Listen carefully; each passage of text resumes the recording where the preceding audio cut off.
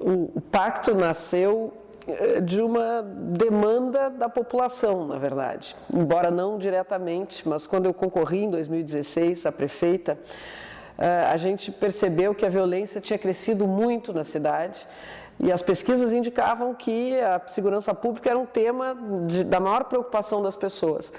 E eu pensei, como é que eu vou ser prefeita de uma cidade onde as pessoas estão preocupadas com a violência e eu vou virar as costas para isso? Porque a gente sabe que não é um tema tradicional, né, dos prefeitos, a questão da segurança.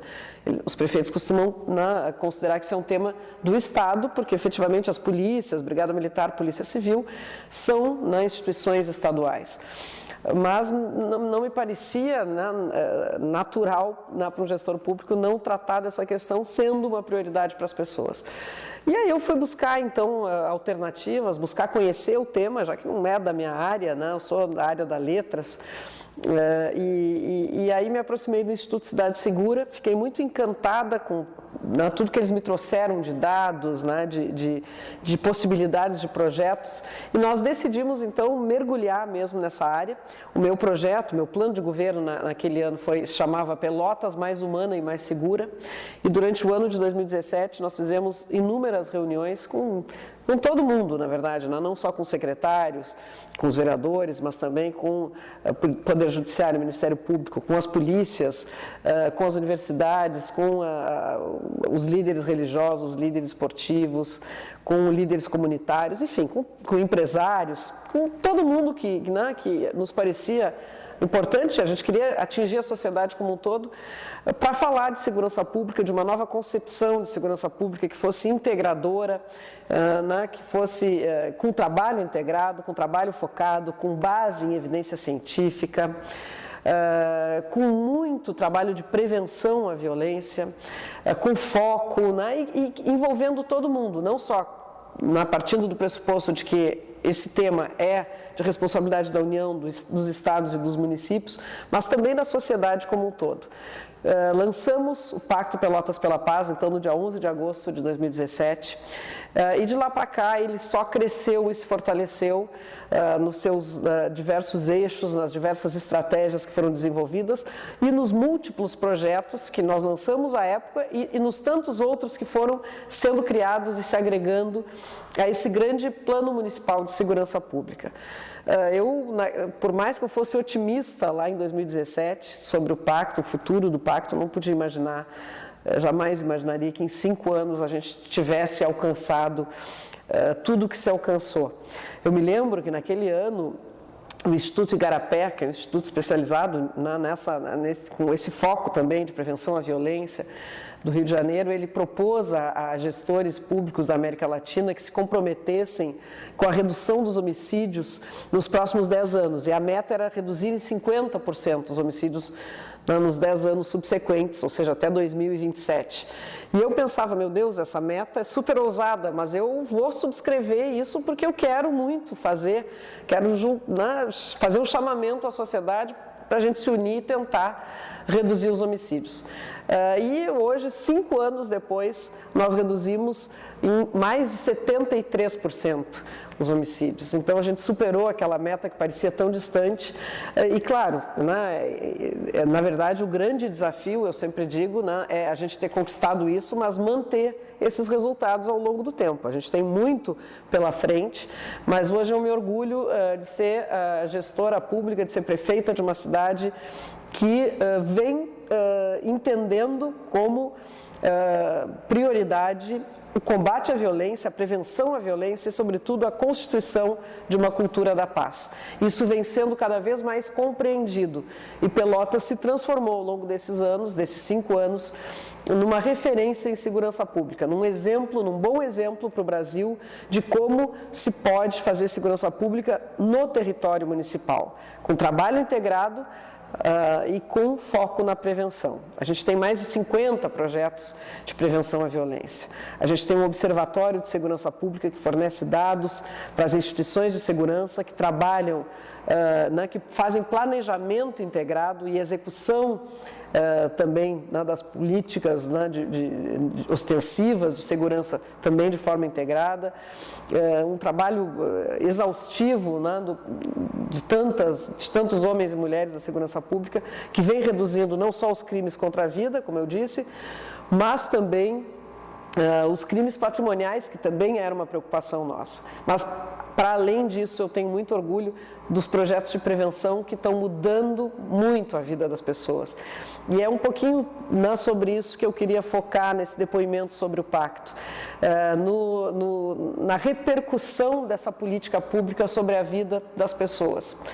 Sobre a vida, por exemplo, de apenados, né, de homens que estavam cumprindo pena no presídio, que participaram do projeto de mão de obra prisional e que nos ajudaram com o seu trabalho, então, a, por exemplo, construir, reformar unidades básicas de saúde, ou seja, criar ambientes mais acolhedores aos usuários do SUS, mais adequados aos servidores públicos, fazer um trabalho importante para o interesse público e, ao mesmo tempo, a partir desse trabalho, puderam se reintegrar à sociedade de uma forma produtiva.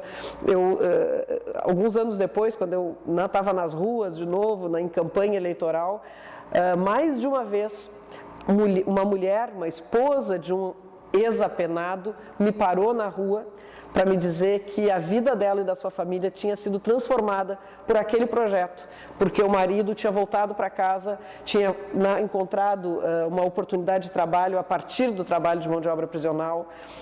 Eram mulheres que tinham filhos, enfim, famílias que foram transformadas por um projeto de segurança pública, de prevenção à violência, no caso, prevenção terciária, porque voltado aos apenados. Um outro exemplo que eu tenho é de um menino, nós temos um projeto de prevenção que ocorre nos territórios e que envolve equipes de assistência social, saúde e educação, com foco em identificar crianças com risco de violência. E o primeiro risco, talvez o mais importante risco de violência, é a evasão escolar. Quando a criança sai da escola, se evade da escola, a chance de ela acabar no mundo da violência, no mundo do crime, é muito grande. Então, esse projeto se chama Cada Jovem Conta, e este projeto identificou uma família, identificou um menino, na verdade, que estava na escola com risco de evasão, e aí se chegou, através dele, a família.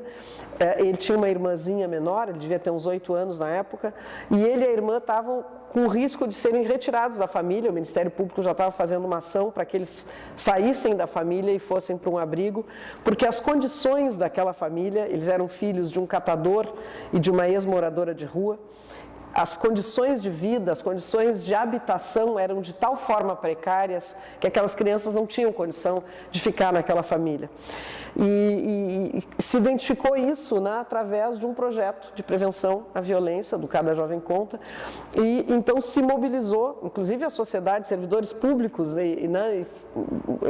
antes disso se tornar uma política pública, se mobilizaram para ajudar aquela família, porque aqueles pais eram pais carinhosos, não tinha violência dentro de casa, mas eles não tinham condições de ter um ambiente seguro para os seus filhos, de habitação, sobretudo. Então, se fez um projeto de construção de uma nova moradia, mas junto com isso um acompanhamento de uma assistente social, dando noções básicas de como viver nessa nova moradia, condições básicas de higiene que eles não tinham, de como cuidar da casa, de onde é que ele ia deixar o resultado do trabalho dele, que é de catador, para não fazer da casa um lixão, enfim, noções básicas de convivência, de cuidados, de higiene, para que aquela família pudesse ter um novo local de habitabilidade. E isso foi muito bonito, porque eles participaram ativamente, inclusive as crianças, de como seria essa nova casa,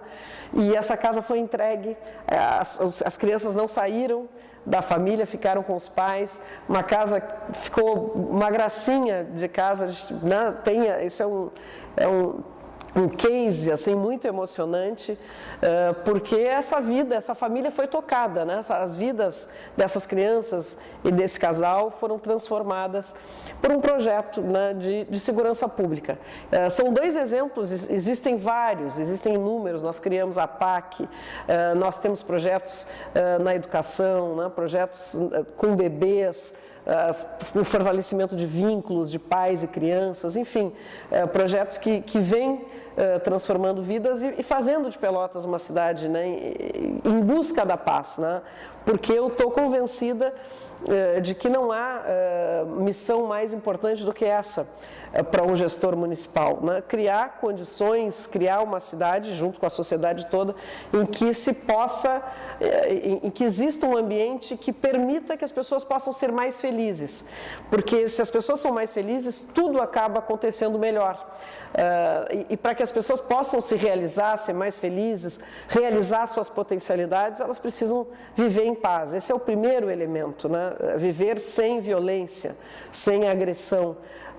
Num território assim, a saúde funciona melhor, a educação funciona melhor, o desenvolvimento econômico também funciona melhor, as empresas olham para um território assim e querem ir para lá, quer dizer, a geração de emprego, a cultura, a convivência entre as pessoas, tudo funciona melhor.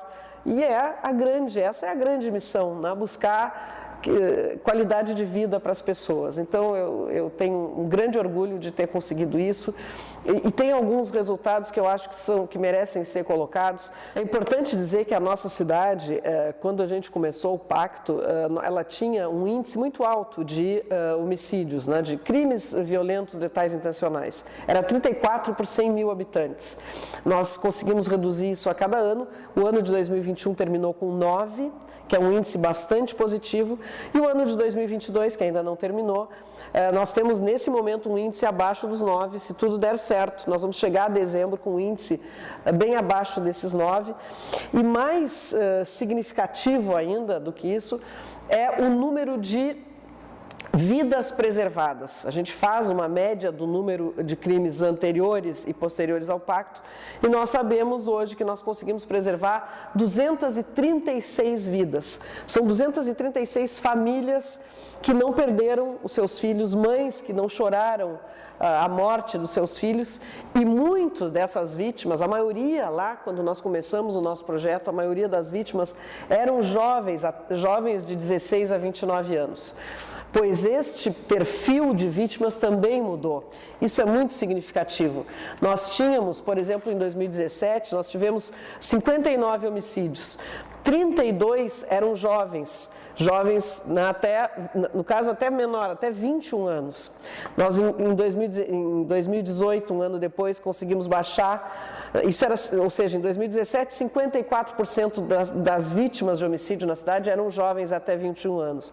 Em 2018 baixou para 44, em 2019 baixou para 38 e assim foi. Em 2020 nós tivemos 11% de jovens e agora em 2022 nós não temos nenhuma vítima de homicídio até este momento, agosto de 2022, nenhuma vítima de homicídio com até 21 anos. Nós temos 8 homicídios no município neste ano e todas as vítimas acima dessa idade, ou seja, nós estamos perdendo menos pessoas para a violência e perdendo, sobretudo, menos jovens para as violências, para as tantas violências, né? Então, acho que esse é um número muito significativo que nos faz olhar para o futuro com muita esperança. Especialmente no momento em que a gente dá mais uma virada no nosso governo e no nosso município, pensando agora como prioridade a infância, sobretudo a primeira infância. Nós vamos mobilizar o governo para proteger as nossas crianças. Se nós compreendemos que a segurança pública é um grande tema, é um tema essencial da gestão pública, porque ele se relaciona com todos os outros temas. Dentro deste grande tema, nós vamos olhar com carinho especial para a primeira infância, para proteger quem mais precisa e para construir uma cidade que é acolhedora para suas crianças, que protege, que estimula as suas crianças. É uma cidade que é boa para todo mundo, para todas as pessoas, para homens, mulheres, idosos, pessoas com deficiência. Então esse vai ser o grande foco. Ou seja, o trabalho pela cultura da paz, pela prevenção à violência, nos leva agora a cuidar das nossas crianças, proteger as crianças, estimular e construir essa cidade lúdica, essa cidade para brincar, essa cidade que seja um espaço realmente de crescimento humano. Então, o Pacto Pelotas pela Paz transformou muitas vidas e eu posso dizer que transformou profundamente a minha vida como mulher, como cidadã, como gestora pública.